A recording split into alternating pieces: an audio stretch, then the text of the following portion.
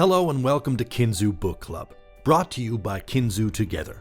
The Together app turns video calls into playdates with hundreds of books, games, and activities that you can explore with the kids in your life.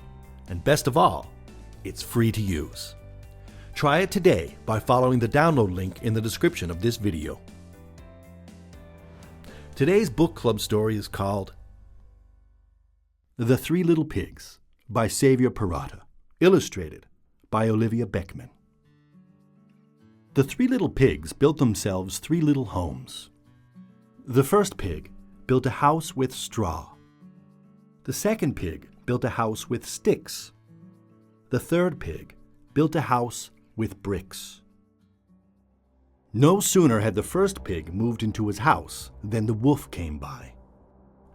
He was very hungry, and he could think of nothing more tasty than a young, juicy pig. Little pig, let me in," the first pig replied. "Not by the hair on my chinny chin chin."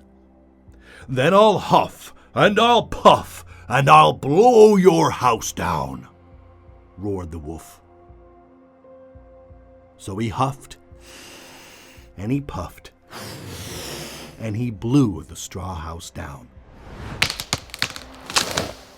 The little pig ran away to his sister's house, made of sticks. Soon the wolf was at the door of that house too. Little pigs, let me in," the second pig squealed. "Not by the hair on my chinny chin chin." "Then I'll huff, and I'll puff, and I'll blow your house down," howled the wolf. So he huffed and he puffed, and he blew that wooden house down.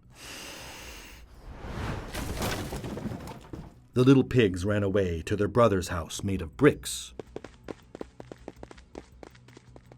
The wolf soon found that house too, and he called, Little pigs, let me in," the third pig replied. "Not by the hair on my chinny chin chin." "Then I'll huff, and I'll puff, and I'll blow your house down," shouted the wolf. And he huffed, and he puffed, until he nearly burst, but he could not blow the brick house down. "Perhaps he'll go away," said the first pig. "No," squealed the second pig. "I can see him climbing up the drain pipe." "He'll try to come down the chimney," gasped the third pig. The pigs cooked a pot of soup in the fireplace. They removed the lid and stoked up the fire. The wolf sniggered. "I'm coming to eat you up, little pigs. One of you for breakfast, one for lunch, and one for dinner." But he jumped right down the chimney, straight into the hot pot. "Oh!" cried the wolf. He hopped around the house, howling in pain.